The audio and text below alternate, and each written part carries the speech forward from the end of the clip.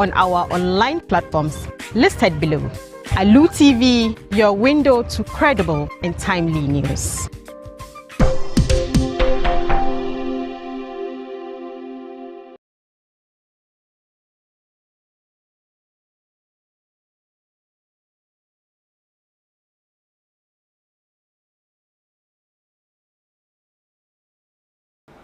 No.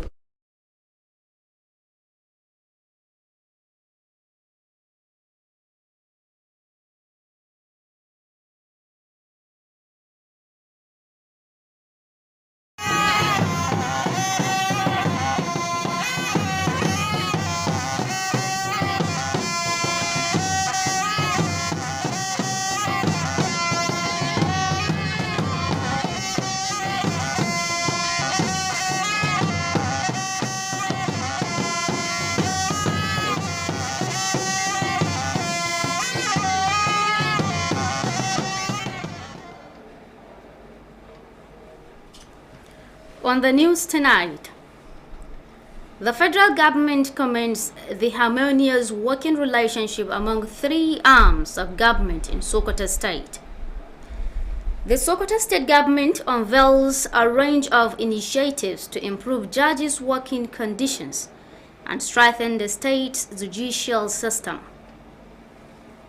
The Sokoto State Primary Healthcare Development Agency engages media stakeholders to ensure the success of polio vaccination exercises in the state.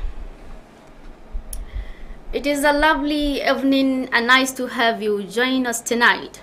Today is Monday, the 13th of April 2026, which is equivalent to 25th of Shawwal, 1447 after the Hijrah of the Prophet, peace be upon him. I am Rahma Haruna Burniwa.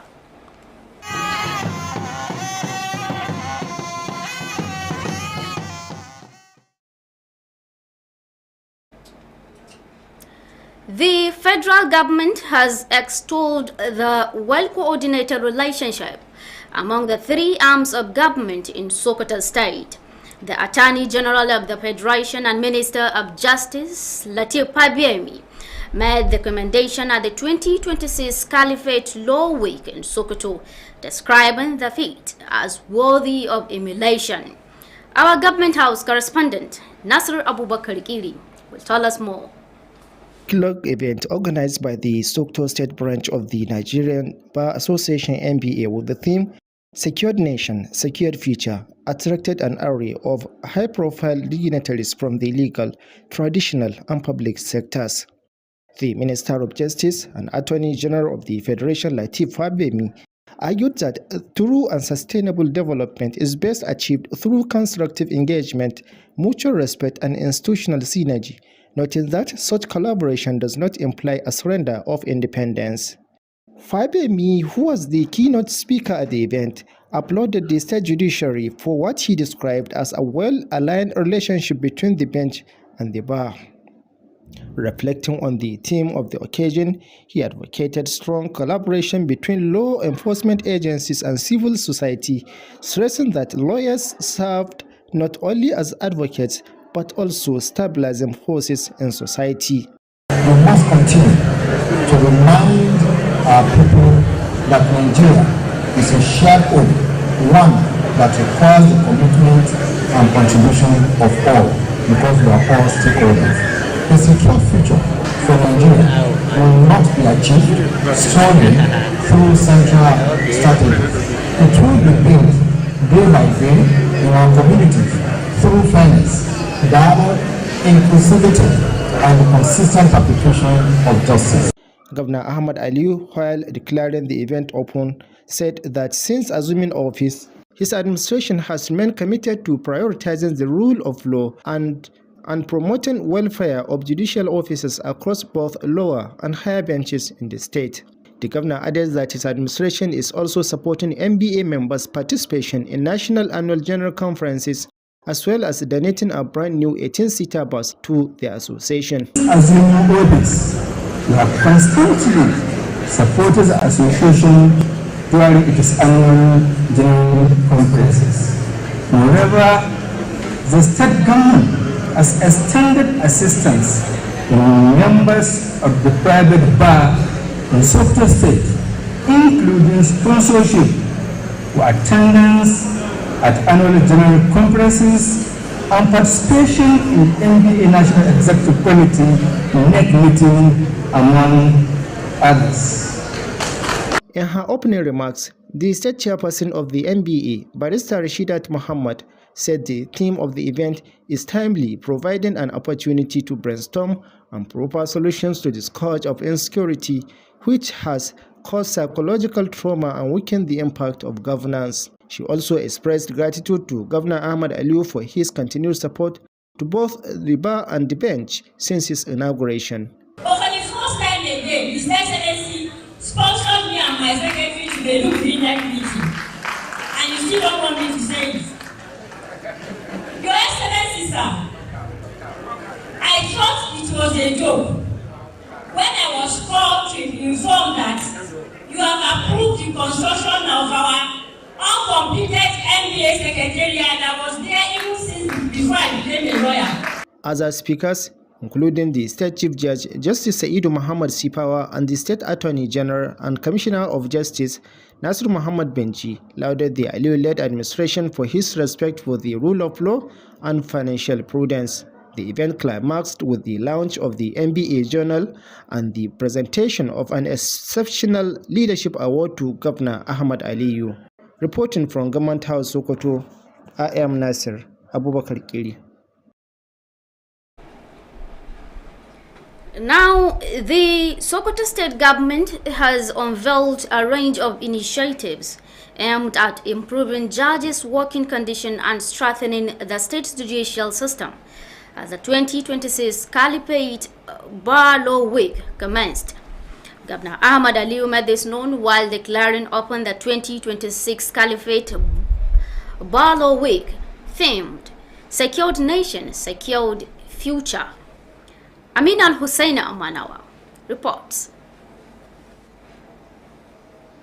Declaring the event open, Governor Ahmad Aliyu stated that the measures are part of his administration commitment to ensuring a more effective and efficient judiciary. Since assumption of office, our administration has intensified effort to ensure the seamless administration of justice by promoting judicial officers across both higher and the lower benches. He revealed that brand new vehicles have been provided for the newly appointed judges to enhance their mobility and improve performance in the discharge of their duties. The governor further disclosed that the state government has awarded a contract worth 4 billion naira for the construction of new High Court complex.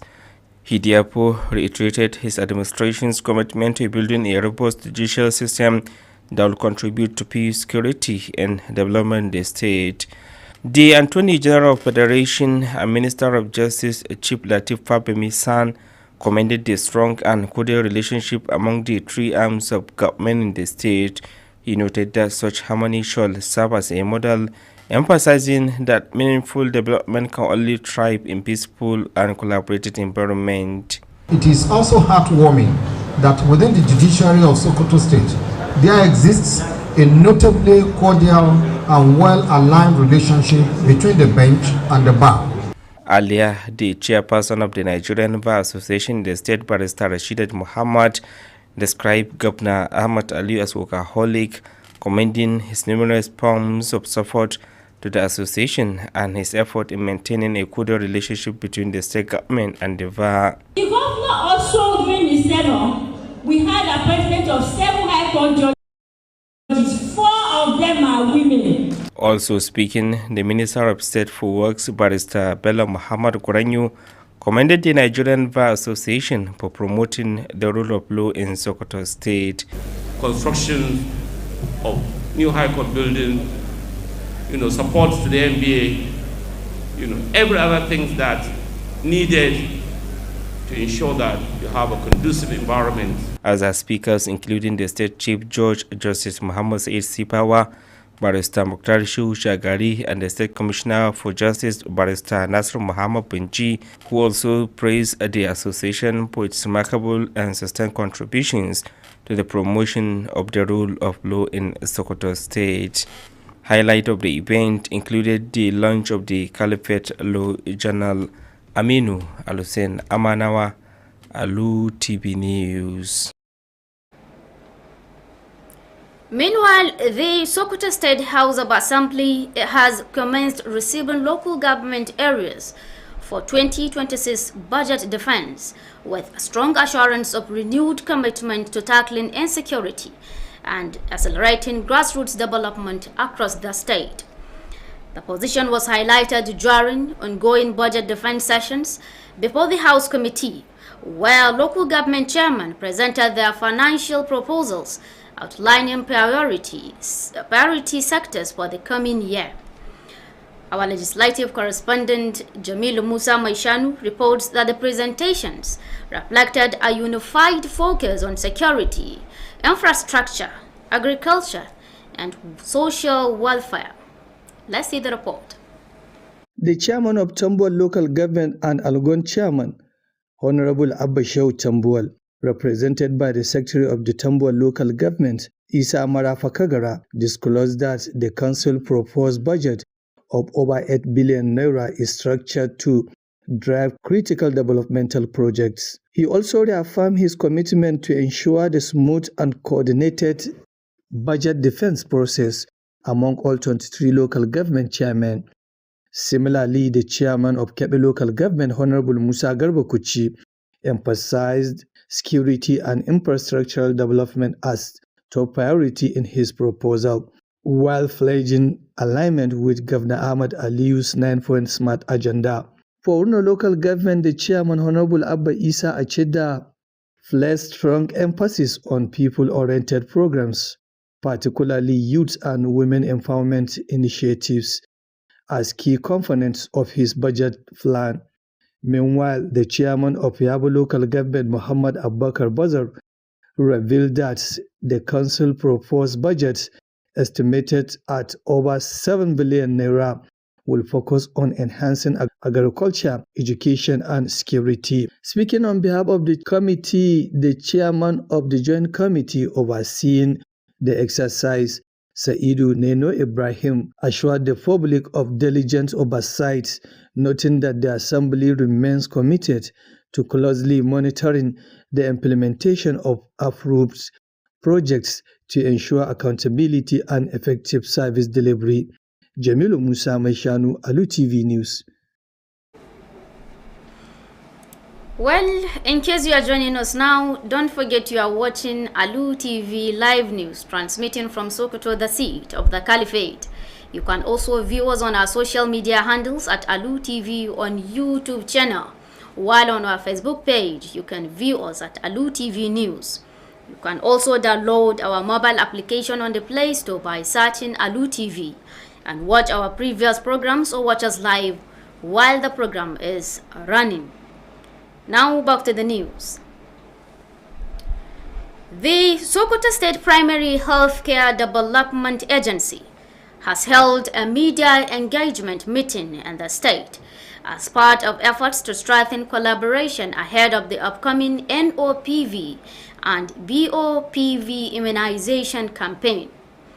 Our correspondent Rabiu Abdullahi Wakili reports that the meeting focused on enhancing media participation to ensure wider public awareness and coverage of the exercise, scheduled to begin on the 16th of this month.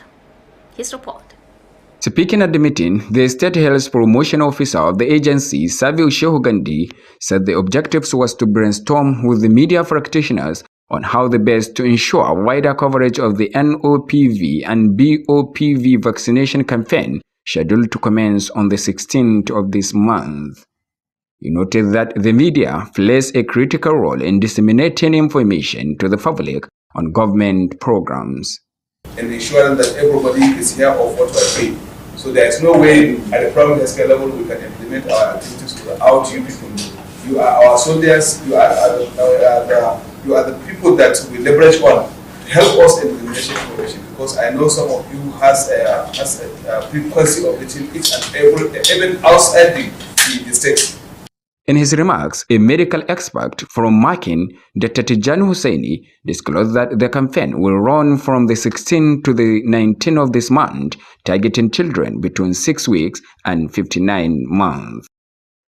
He explained that the FIPV vaccine will be administered to children within that age bracket, while the NOVB and BOPV vaccines will target children from 0 to 59 months. Routine immunization, he added, will focus on children from 0 to 24 months.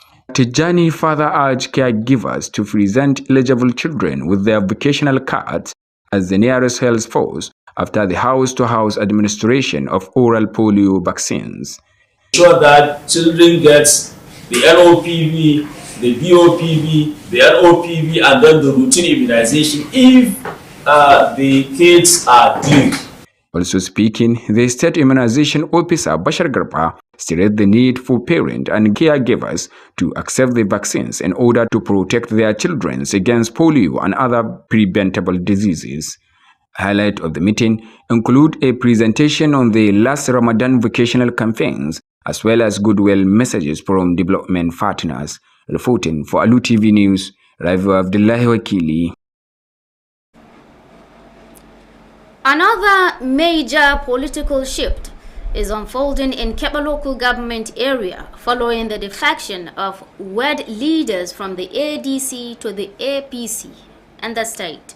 In the area, Alhaji Ahmadu Danjega Kuchi, a prominent political figure, and his brother, former vice chairman Alhaji Samaila Kuchi, have joined the APC in a move seen as a significant blow to the ADC and the area.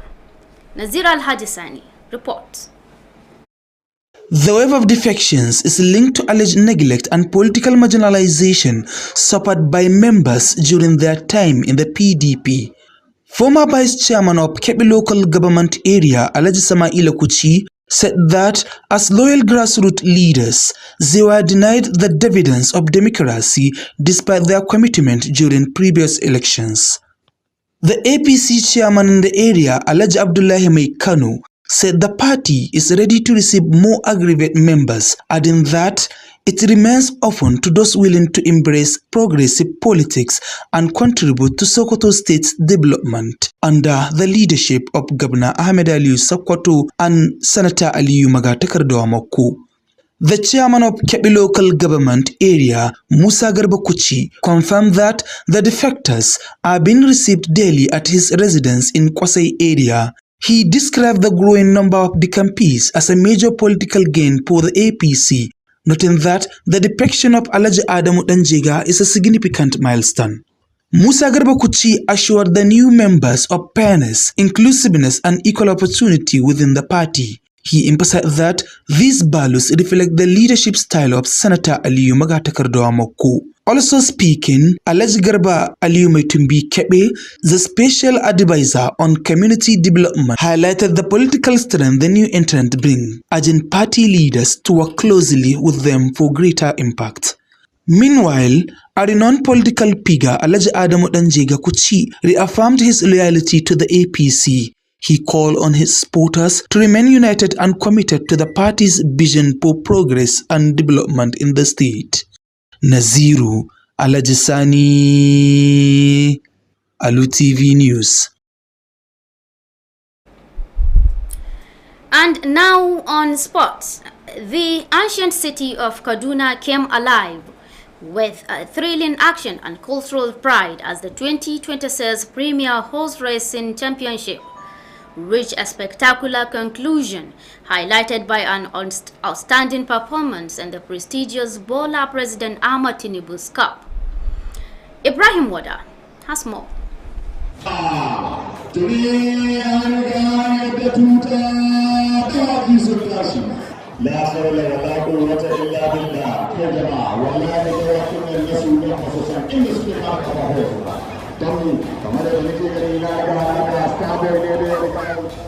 The 2026 edition of the Premier Horse Racing Championship in Kaduna came to an exciting end as leader, a powerful contender from Sokoto, emerged champion in the final race of the Bola Ahmed Tinubu Cup. The iconic Murtala Muhammad Square in Kaduna was filled with excitement as fans from across Nigeria and neighboring countries gathered to witness the grand finale of the competition. One of the major highlights of the event was the Sudan Open, a 2,000 meters 10 pylon race that featured top participants from Kano, Abuja, Sokoto, and beyond, showcasing the growing strength of horse racing in the region. The event attracted several dignitaries, including His Royal Highness the Sarkin Zaza Ahmad Nuhu Bamali, President of the Premier Horse Racing Federation Salim Sani Buhari, Honorable Dalhatu Sidi, and Alhaji Faruku Mayana, among others. At the end of the fiercely contested race, leader owned by Alhaji Faruku Mayana from Sokoto claimed the top prize, going home with a prestigious trophy and a brand new saloon car. The runner-up Garkuwa, owned by Salim Sani Buhari from Kano, received a cash prize of 2 million naira, while Iran from Rima Stable in Kano finished in third place and was awarded 1 million naira.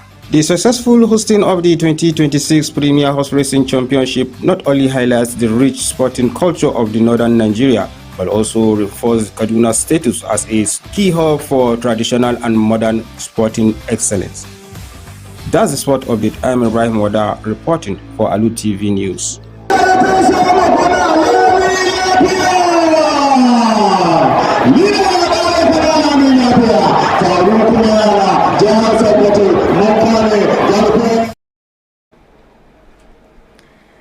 Thank you so much, Ibrahim. And that ends tonight's news. But before we go, here are the main points. Again, we told you earlier that the federal government has commended the harmonious working relationship among three arms of government in Sokoto State, describing as key to sustainable development and effective governance. We also heard that the Sokoto State government has unveiled a range of initiatives aimed at improving judges' working conditions and strengthening the state judicial system as part of efforts to uphold the rule of law. And lastly, the Sokoto State Primary Healthcare Development Agency has engaged media stakeholders to boost awareness and ensure the success of the upcoming polio vaccination campaign across the state. And that wraps up the news update for today. On behalf of the news editor Bashir Abubakar and the rest of the team, once again, Rahma Haruna Burniwa, and as always, thanks for letting us be a part of your day. Good night.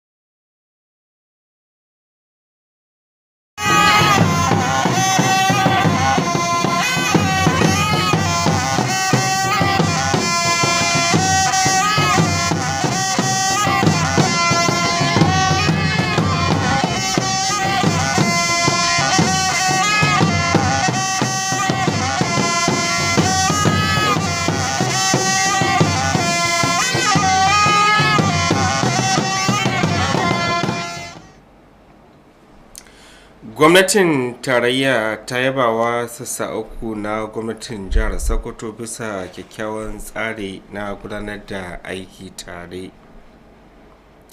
Gwamnatin jihar Sokoto ta bayyana wasu daga cikin kokarin da take musamman na inganta rayuwar alƙalai, inganta wuraren aikin su, wannan ku da manufar inganta bangaren shari'ar jihar Sokoto. Ma'aikatar lafiya wato hukumar kula da lafiya matakin farko ta jihar Sokoto ta gudanar da wani taro da masu ruwa da tsaki a kafafen yada labarai domin tattauna hanyoyin da za a samu nasarar shirin rigakafin polio da ake sa ran nan gabatarwa nan gaba idan mai duka ya kai mu. To masu kallo assalamu alaikum, barkamu da kasancewa da ku a labarun Alu TV. Yau dai muna litinin 13 ga watan Afrilu 2026 daidai da 25 ga watan Shawwal na shekarar musulunci ta 1447 bayan shafiyan halitta annabin rahama Muhammadu Rasulullah sallallahu alaihi wasallam daga Makka zuwa Madina. Sunana Aminu Al-Hussein Amanawa.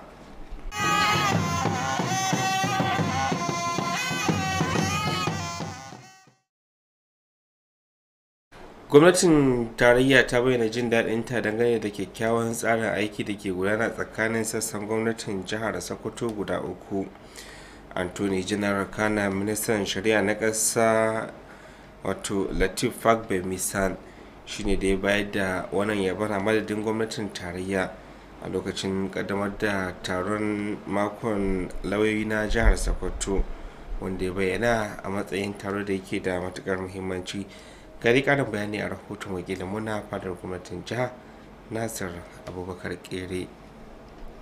Taron na tsawon mako daya wanda rashin jihar Sokoto na kungiyar lauyi ta ƙasa NBA ta shirya da ke da taken tabbatar da tsaro ga ƙasa da samar da makoma ta gari ya sami halartar manyan mutane daga ɓangaren shari'a, sarakunan gargajiya da sauran al'umma. Ministan shari'a kana babban lauyan gwamnatin tarayya Latif Fagbemi da yake jawabi gaban taron ya hakikance cewa ci gaba mai dorewa yana samuwa ne ta hanyar fahimtar juna da kuma haɗin gwiwa. Wani ɓangaren gwamnati ya mika wuya ga wani ba. Fagbemi, wanda shine babban bako a wurin taron, ya ce ɓangaren shari'ar jihar Sokoto yana da nagarta kuma abin koyi ne wajen kyakkyawar alaƙa da ke tsakanin alƙalai da lauyoyi a jihar. Da yake tsokaci dangane da taken taron na sha'anin tsaro, ya bayyana buƙatar samun kyakkyawar alaƙa tsakanin hukumomin tsaro da kuma ƙungiyoyin farar hula, inda ya bayyana buƙatar lauyoyi su zama ba wai masu wakiltar waɗanda suke tsayawa shari'a bane kawai, face wani muhimmin bangare cikin al'umma zai taimaka wajen daidaituwar lamura musamman na fannin tsaro. Da yake bude taron, gwamna Ahmad Aliyu ya ce tun farkon kama aikin gwamnatinsa ta dukufa wurin tabbatar da bin doka da oda da kare haƙƙin ɗan adam da ma kuma inganta walwalar jami'an shari'a musamman alƙalai ƙanana da manya a jihar nan. Gwamnan ya kuma ƙara da cewa gwamnatinsa ta dukufa wurin kyautata alaƙa da kuma taimakawa ƙungiyar ta NBA musamman ta haujin ɗaukar nauyin halartar taruka na shekara-shekara na ƙungiyar matakai daban-daban, ma kuma ba su gudunmuwar sabuwar mota ƙirar bas a baya-bayan nan. Da take gabatar da jawabinta na maraba da baƙi, shugaban reshen ƙungiyar NBA ta jihar Sokoto barista Rashidat Muhammad ta ce taken taron ya zo daidai da lokaci wanda ke ba da dama ga masana su baje hazaƙarsu tare da samar da mafita a kan ƙalubalen tsaro wanda a cewar ta yana tarnaƙi ga kwanciyar hankalin al'umma da ma kuma raunana tasirin shugabanci. Haka zalika ta miƙa godiyarta ga gwamna Ahmad Aliyu akan yadda ya ɗore da taimakawa lauyoyi da ma alƙalai tun bayan kama aikin gwamnatinsa. Sauran waɗanda suka maganta a wajen taron sun haɗa da babban joji na jiha mai shari'a Sa'idu Muhammad Sifawa da babban lauyan gwamnati kana kwamishinan shari'a Nasir Muhammad Binji, inda duk suka yi jinjina ga gwamnatin Ahmad Aliyu kan yadda take mutunta haƙƙin bil'adama da kuma takatsantsan da dukiyar gwamnati. Bikin ya kai ƙarshe da ƙaddamar da gidauniyar mujallar NBA ta jihar Sokoto da ma kuma hannunta lambar girmamawa ta shugabanci na gari ga gwamna Ahmad Aliyu. Ƙarshen wannan rahoton kenan. Nasir Abubakar Kiri daga fadar gwamnatin jihar Sokoto. Tuwan gaida Nasiru da wannan rahoton. Tuwanan dai duk a taron makon lauyoyin ne gwamnatin jihar Sokoto ta bayyana wasu daga cikin ɗimbin ayyukan da ta aiwatar wa ɓangaren shari'a, wannan ko da manufar ganin an inganta wuraren aika alƙalai da ma inganta ɓangaren shari'ar jihar nan ta Sokoto. Gwamnan jihar nan ta Sokoto Dr. Ahmad Aliyu shine da ya sanar da haka a lokacin da yake buɗe makon lauyoyi na jihar Sokoto wato Caliphate. Ga rahoton wakilanmu. Yanda yake buɗe taron makon lauyoyi na jihar ta Sokoto, gwamna Ahmad Aliyu ya bayyana cewa waɗannan matakan na da cikin ƙoƙarin da gwamnatin jiha ke yi na inganta ɓangaren shari'a da ganin cewa yana aiki yadda ya dace. Gwamnan ya bayyana cewa daga cikin ƙoƙarin da yake yi ya sanya shi gwangwaje alƙalai da manyan motoci domin sauƙaƙa musu sha'anin sufuri da kuma ƙoƙarin ganin sun gudanar da ayyukansu yadda ya dace.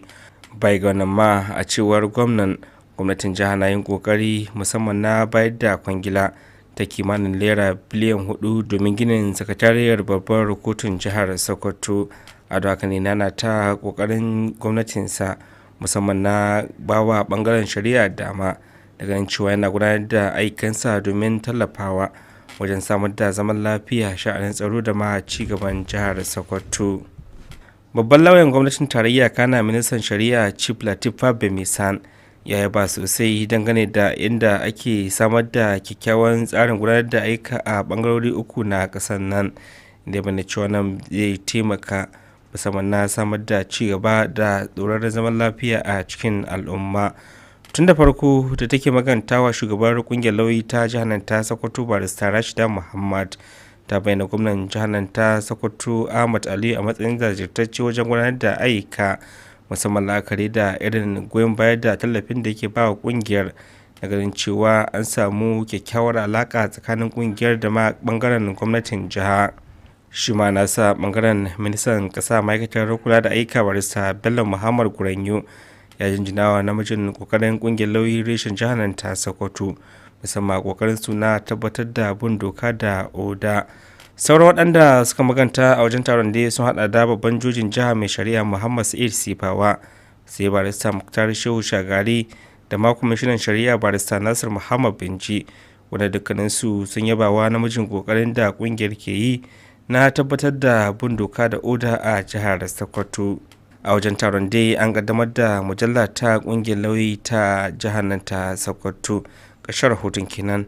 Aminu Alhussein Amanawa, labarun Alu TV. Tuwanan kuma majalisun ƙananan hukumar mulkin jihar nan ta Sokoto ne suka soma bayyana a gaban kwamitocin majalisar dokokin jihar nan domin kare daftarin kasafin kuɗin su na shekara ta 2026, suna masu bayar da tabbaci na mai da hankali domin magance matsalar tsaro da kuma inganta rayuwar al'ummar karkara.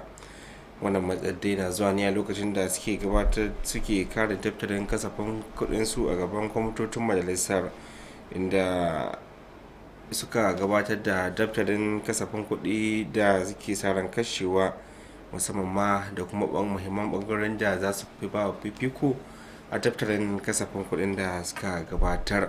Wakilinmu na fadar gwamnatin jihar Jamilu Musa mai shanu ya rawaito mana cewar wato kare daftarin kasafin da ma gabatar da wasu daga cikin muhimman aikan da suke sa ran aiwatarwa ya mayar da hankali ne musamman a bangaren tsaro, inganta rayuwar al'umma, bangaren aikan noma da ma kyautata jin daɗi da walwalar al'umma. Ga ci gaba rahoton wakilin namu na majalisa.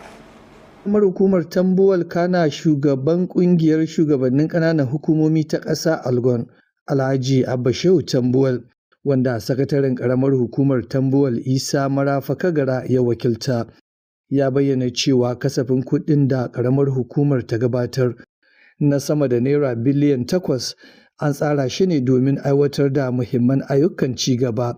Haka kuma ya sake jaddada aniyarsa ta tabbatar da gudanar da aikin kare kasafin kuɗin cikin tsari mai kyau da haɗin kai a tsakanin dukkanin shugabannin ƙananan hukumomi 23.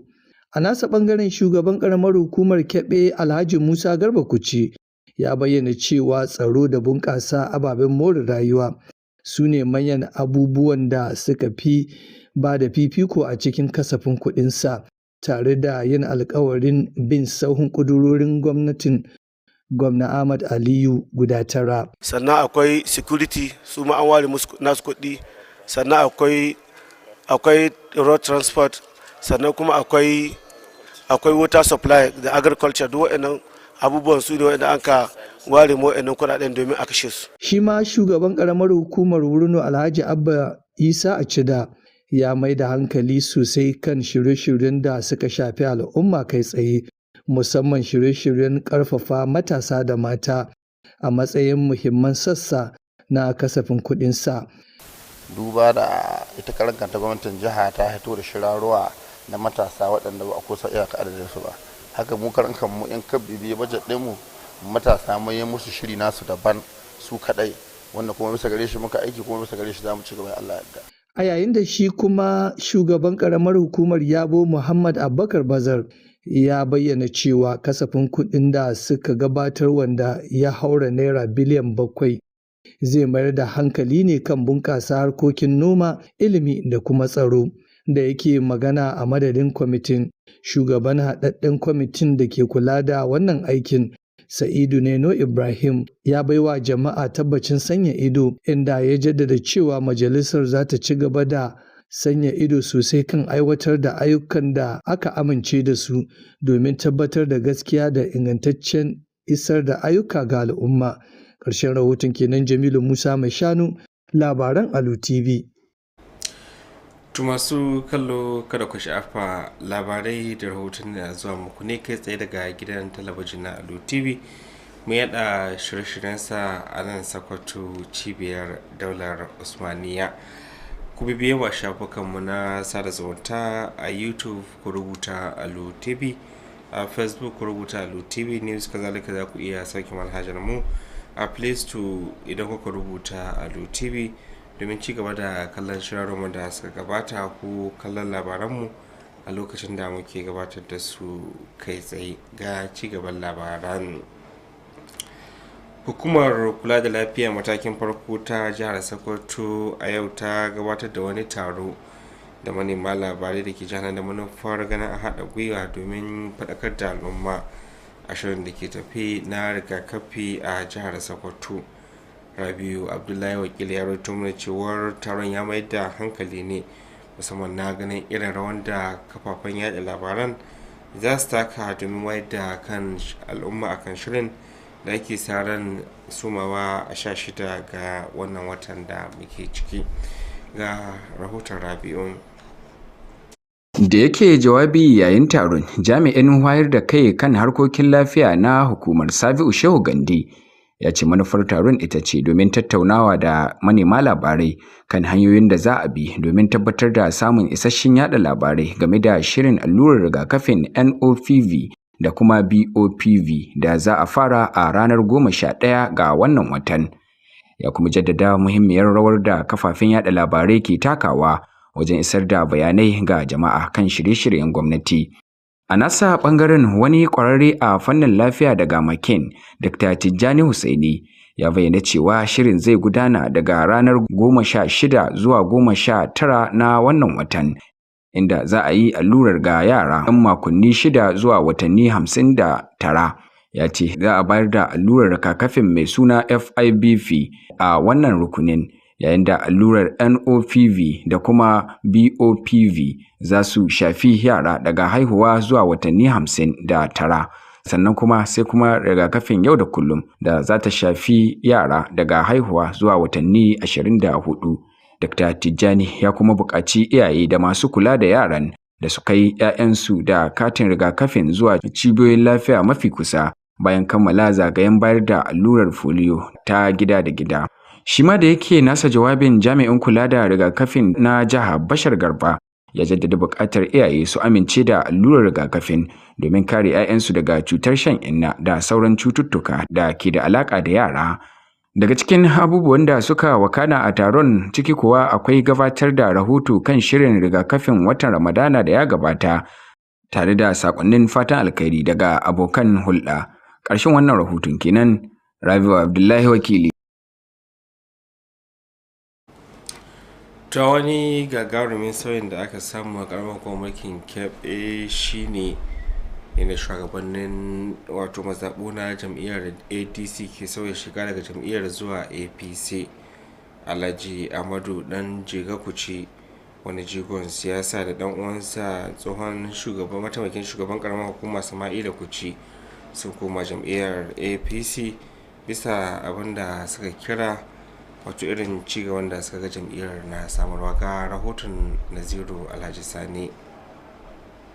Wannan guguwar sauya sheka na da alaka da irin wahalhalun da membobin jam'iyyar PDP suka huskanta. Tsohon mataimakin shugaban karamar hukumar Kebbi Alhaji Sama'ila Kuci ya bayyana cewa duk da zamowar su shugabanni a matakin ƙasa masu biyayya, sun huskanci kalubale mai yawa da kuma tauye musu haƙƙi yayin da suke bayar da tasu gudunmuwa a cikin jam'iyyar ta PDP. Insha Allah 100% za mu taya da mutanen gari da Allah. Kuma ba mu shakkun duk wani wanda zai zo ya ce a wai ya zama tarnaki akan wannan tafiya, babu shi tsakanin da Allah. Kuma na fata Allah shi muna jagora, shi taimake mu, shi dauka wannan gwamnati mai albarka. Shugaban jam'iyyar APC na karamar hukumar Alhaji Abdullahi Mai Kano ya bayyana cewa fatin jam'iyyar APC yana maraba da dukkanin wani dan jam'iyya da ke fuskantar kalubale a cikin jam'iyyarsa. Kazalika ya bayyana cewa kofofin jam'iyyar a buɗe suke a koda yaushe domin yin lale marhaban da dukkanin wani dan siyasa da zai kawo tashi gudunmuwa wurin ci gaban jam'iyyar APC karkashin jagorancin gwamna Ahmed Aliyu Sokoto da sanata Aliyu Magatakardawa Makko. Muna mai matukar godiya ga irin abubuwan da gwamnati ta yi muna na taimaka ma chairman ɗinmu na local government ɗinmu Alhaji Musa Garba, yana tare da mutane 100% Alhaji Musa Garba, sannan yana taimaka ma mutane ko tuba wasu tare da shi har su zama mutane shi Alhaji Musa Garba zai taimaka ma, ba san maka tare da shi amma zai taimaka maka don ya ja ra'ayinka, yana maka biyayya, shi yasa suka ga irin musu biyayya suka zo tare da shi ai tafiya. Shugaban karamar hukumar Kebbi Musa Garba Kuci ya tabbatar da cewa samun wayannan jigajigai a matsayin wayanda suka sauya sheka zuwa jam'iyyar APC wani mataki ne da ke nuna ci gaban jam'iyyar. Kazalika ya bayyana cewa a kowane lokaci kofar sa a buɗe take domin karɓar wayanda ke buƙatar sauya shekar su. Musa Garba Kuci ya bayyana cewa fatin jam'iyyar APC a koda yaushe yana ƙoƙarin tabbatar da adalci da kuma samar da ingantacciyar dama ga kowane ɗan jam'iyya. Haka zalika ya jaddada cewa wannan ya samo asali ne daga salon jagorancin sanata Aliyu Magatakardawa Makko. Wannan ne kai ma yanzu akai shi yanzu matsayin shi Alhaji Ahmadu, duk wani ɗan ADC, duk wani babban ɗan siyasa APC yake ADC yake, idan ya ga Alhaji Ahmadu ya shigo cikin nan, lalle ya tabbatar da cewa yau shugaban karamar hukumar mulki ta Kebbi sun yi babban kamu, kuma wannan alamu na za su tabbatar da nasara zuwa ga wannan tahiya tamu. A nashi jawabi Alhaji Garba Aliyu Mai Tumbi Kebbi, wanda shine mai baiwa gwamnati shawara kan ci gaban al'umma, ya ce wayannan 'yan siyasar guda biyu na da matukar tasiri a cikin siyasa. Kazalika ya buƙaci shugabannin jam'iyyar da su yi aiki da su kafaɗa da kafaɗa. Ana shi ɓangaren shahararren ɗan siyasa Alhaji Amadu Dan Jega Kuci ya tabbatar da yin biyayya domin ci gaban fatin jam'iyyar APC. Haka zalika ya yi kira ga magoya bayan shi da su goya ma wannan jam'iyyar baya domin samun ci gaba a cikin jihar. Naziru Alhaji Sani, labaran Alu TV. To yayin da wasannin al'adun gargajiya suka kankama musamman gasar tsere ta shekara ta 2026 a ita jihar Kaduna na cike da wato farfadowa bai bayan da wasannin da ake cigaba da ɗabbaƙarwa da ake gab da kammalawa. Wannan ko a yayin gasar cin kofin shugaban ƙasa Bola Ahmed Tinubu da ake aiwatarwa. Ga cigaba waɗanda ma sauran labaran wasannin a ta bakin wakilinmu na bangaren wasannin Ibrahim Wata.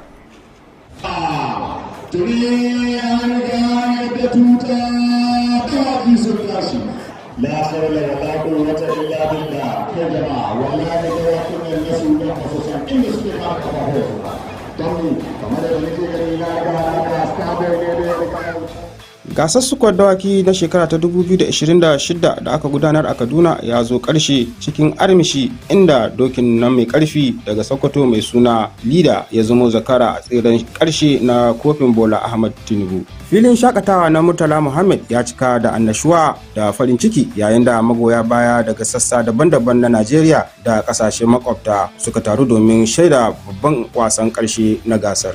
Daya daga cikin muhimman abubuwan da suka kayatar a gasar shine Sudan Open tseren mita 2000 wato falon 10 wanda ya haɗa manyan mahalarta daga Kano, Abuja, Sokoto da sauran wurare. Ya nuna irin ci gaban wasan tseren dawaki a yankin. Taron ya samu halartar manyan baki ciki har da mai martaba sarkin Zazzau Ahmad Nuhu Bamali, shugaban Premier Horse Racing Salim Sani Buhari, Honorable Dalhatu Sidi da Alhaji Faruk Mayana da sauransu. A ƙarshe bayan fafatawa mai zafi, dokin nan Lida wanda Alhaji Faruku Mayana daga Sokoto ya mallaka ya lashe kyautar farko, inda ya tafi gida da kofi girmamawa da kuma sabuwar mota kirar saloon. Wanda ya zo na biyu, garkuwa mamallaki Salim Sani Buhari daga Kano ya samu kyautar kuɗi naira miliyan 2, yayin da Iran daga Rima Stebu a Kano ya zo na uku, inda aka ba shi kyautar kuɗi naira miliyan 1. Nasarar gudanar da gasar sukuwar dawaki ta Premier shekara ta 2026 ba wai kawai ta nuna al'adun wasannin masu ɗimbin tarihi na arewacin Najeriya ba ne, har ma ta ƙara tabbatar da matsayin jihar Kaduna a matsayin muhimmiyar cibiyar wasannin gargajiya da na zamani. Ƙarshen rahoton wasanni kenan. Ibrahim Oda, labarun Alu TV.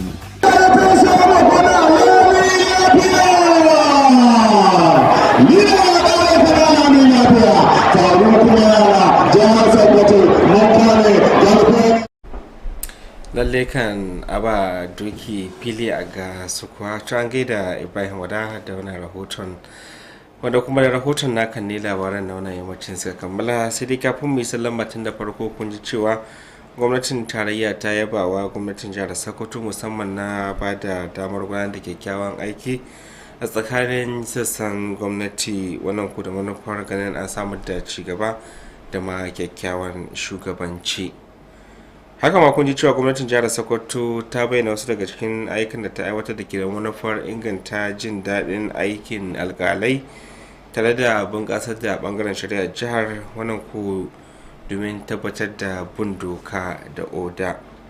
Da ƙarshe ma kun ji cewa hukumar kula da lafiya matakin farko ta jihar Sokoto ta tattauna da masu ruwa da tsaki a ɓangaren yada labarai domin duba yiwuwar hanyoyin da za a wayar ma al'umma kai a shirin da ke tafi na rigakafin cutar polio a faɗin jihar Sokoto. To masu kallo, iyakacin abin da ya sauka kenan a labaran na wannan lokacin, a madadin dukkanin waɗanda suka taimaka wajen samun nasarar su, kamar kullum sunana Aminu Alhussein Amanawa da na fassara na karantu ke muku fata alkhairi. Assalamu alaikum.